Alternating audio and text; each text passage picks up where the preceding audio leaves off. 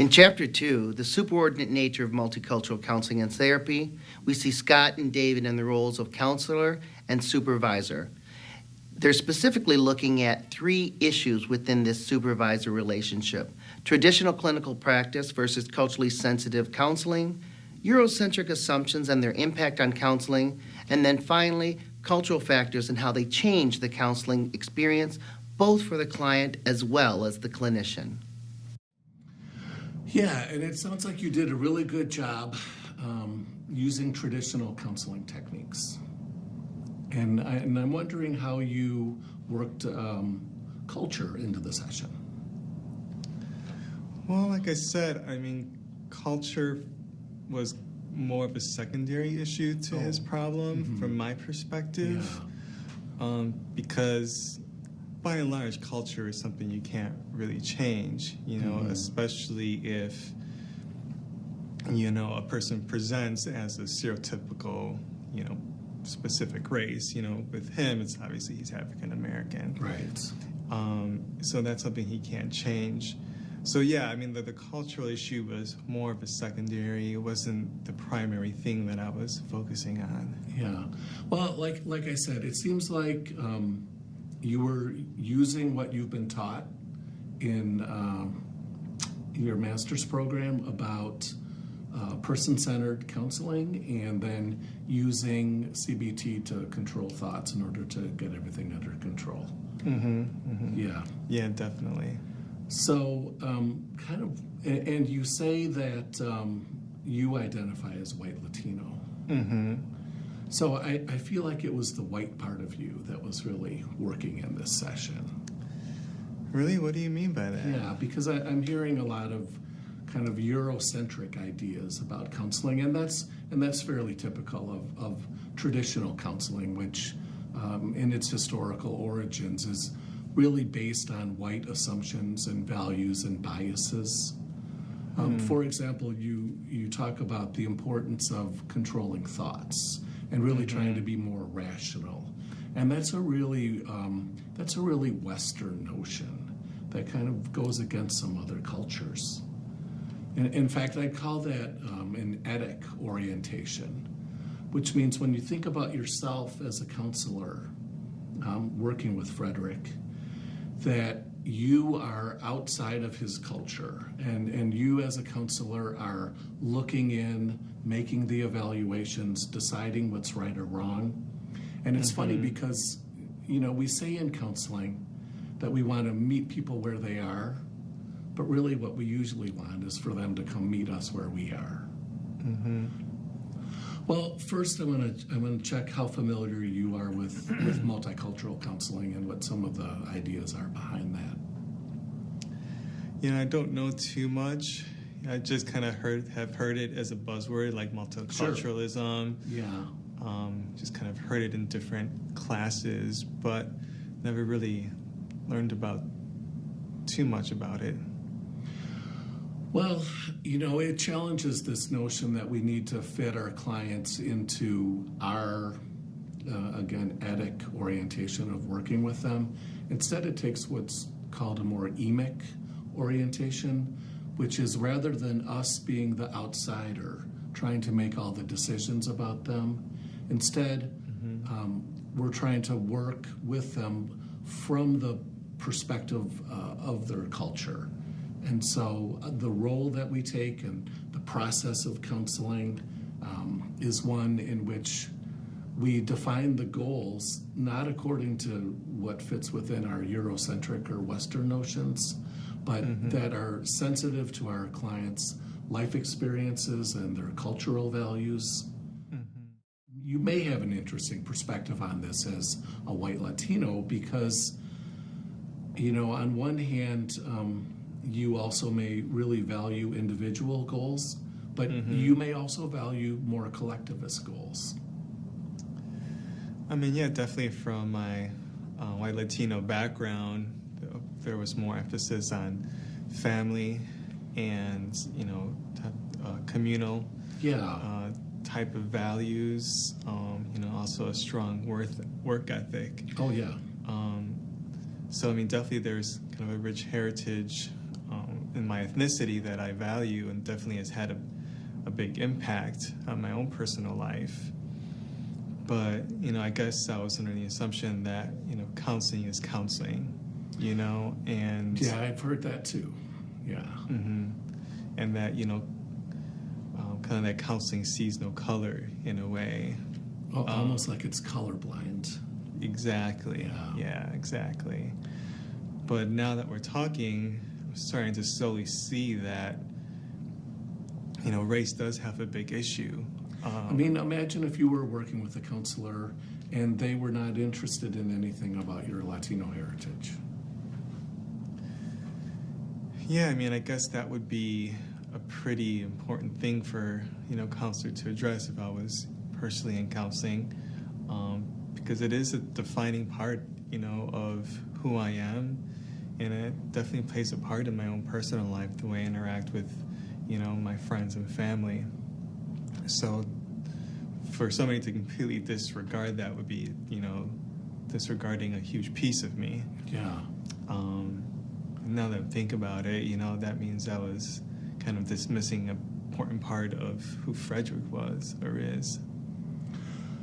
Sure, and so, it's kind of a paradigm shift into this emic orientation that we need to adjust to some of our fundamental, foundational ideas about how we do counseling and what that looks like. Okay. And let me give you a couple personal examples that really opened my eyes. I've done a little traveling, and I did some research, and I worked with some clients both in Honduras and in Guatemala. And I was really shocked because I was really coming from a traditional perspective, but I was really shocked that before I could work with the client, I had to have dinner with their whole family. And but that's what fit with those cultural values and the lived experiences of those people. Right, and I guess if I were in your shoes, I would have been like, no, like that's not how counseling is done. Right. There's no, unless we're doing family counseling, there's no Right. reason, for me to get personal with your family.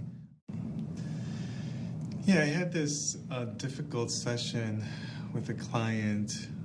I felt that he was resistant, didn't really get anywhere with him, and it was a little bit difficult. Yeah. So I'm just coming to get your feedback and see if maybe you can give me some insight into, my experience and maybe what can I do to change or make it better.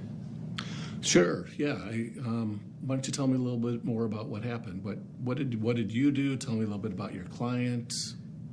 My client's name is Frederick, and he came in, and his presenting problem was he feels he's not accepted into the gay community. Oh, okay. Because he's a gay African American, and he feels that it's because he's African American that the gay community isn't accepting of him.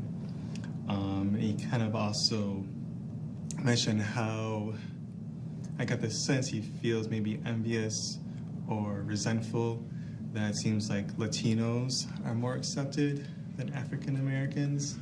Yeah, and so how are you feeling when he started to talk about that?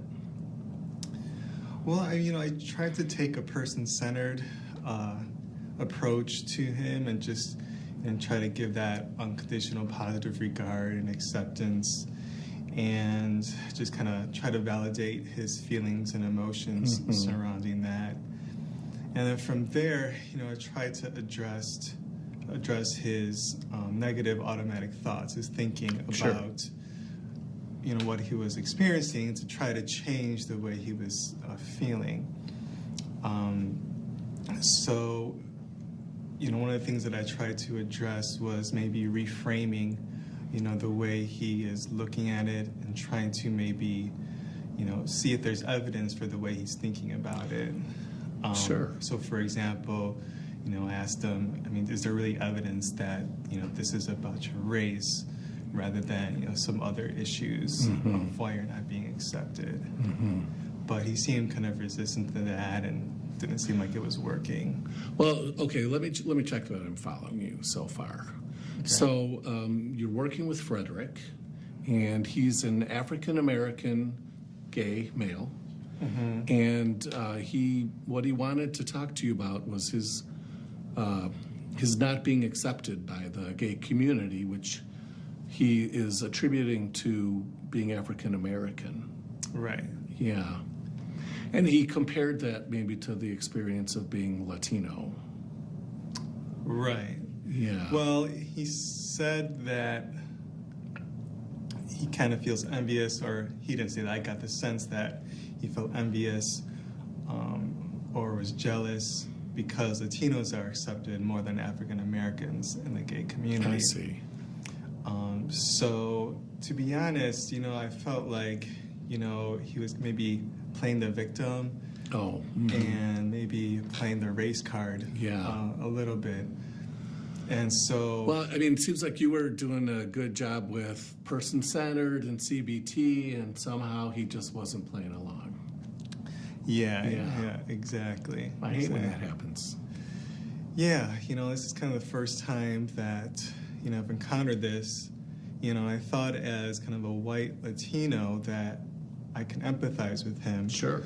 As an ethnic minority. Yeah. But, for some reason, that, just didn't make that connection. So he seemed to be overly focused on race, kind of playing the race card in a sense, instead of focusing on, the thoughts and feelings and emotions that were kind of occurring because of the way he was interpreting his own experiences. Yeah.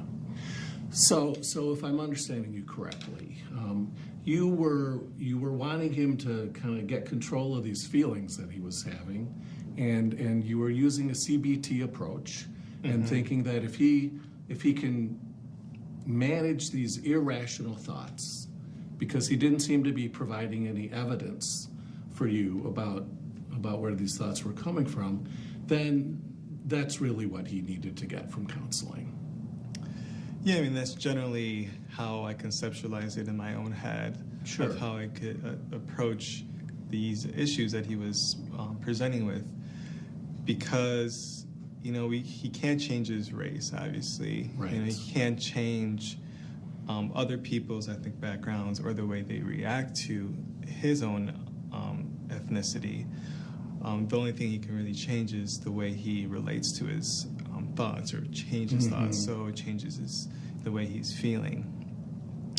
And then, and I also got a sense that, maybe because he was mind reading, assuming what people were thinking, automatically assuming that people were not accepting it because of his race, even though there was no evidence. So that's what I tried to pinpoint and try to address in our session.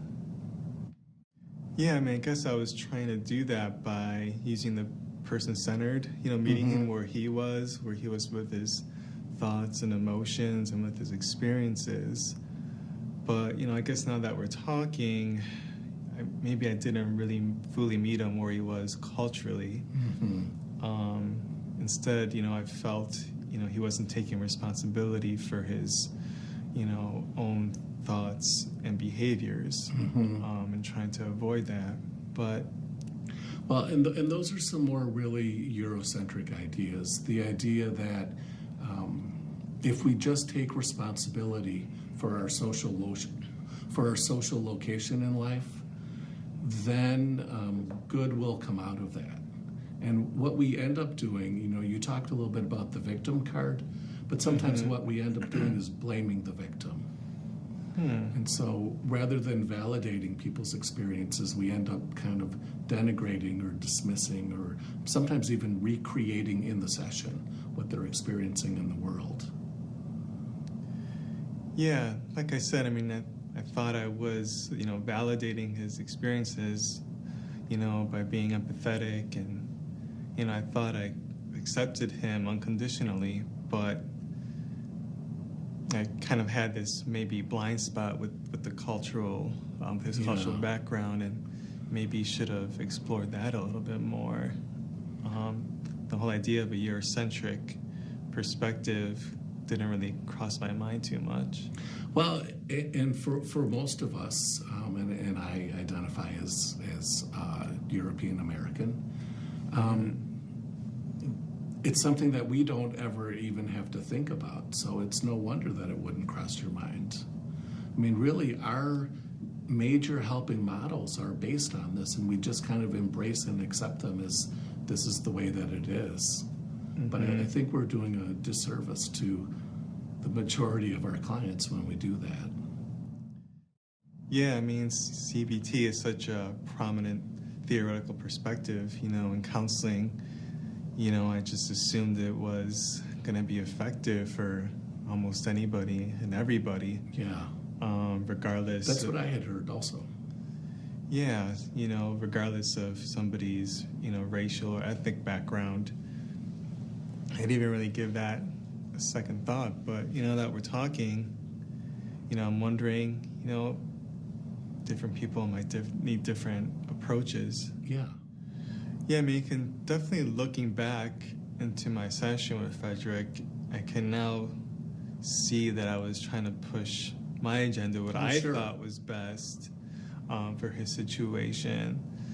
And the whole idea of kind of understanding how he was viewing things from his ethnic background. Yeah. That really didn't come across my mind.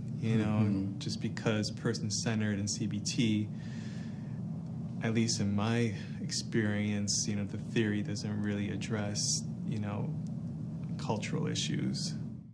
I was wondering if you had any suggestions on how I can, work with, African Americans, seeing if there's any suggestions or tips that you might have, some counseling strategies that I can use.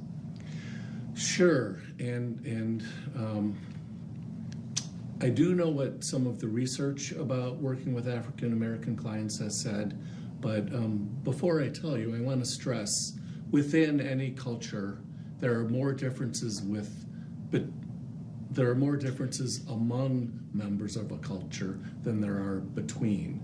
Okay. But with that being said, one thing that African American clients have said that they prefer from their counselors is that they be a little more emotionally engaged, as opposed to, you talked about being person-centered, which can often be thought of as being passive and not being involved.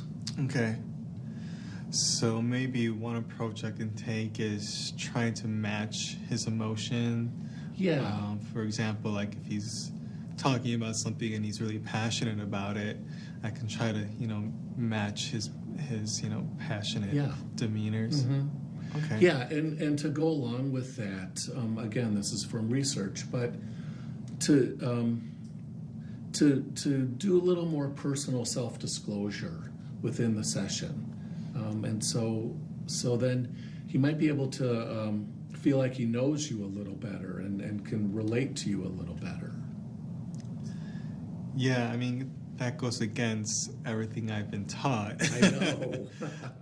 But I think you have a good point. Maybe if I do self-disclose, he'll feel a personal connection rather than if I'm just more distant. Sure, yeah. I mean, there may be parts of his story that you can relate to and you can talk to him about your experience with that.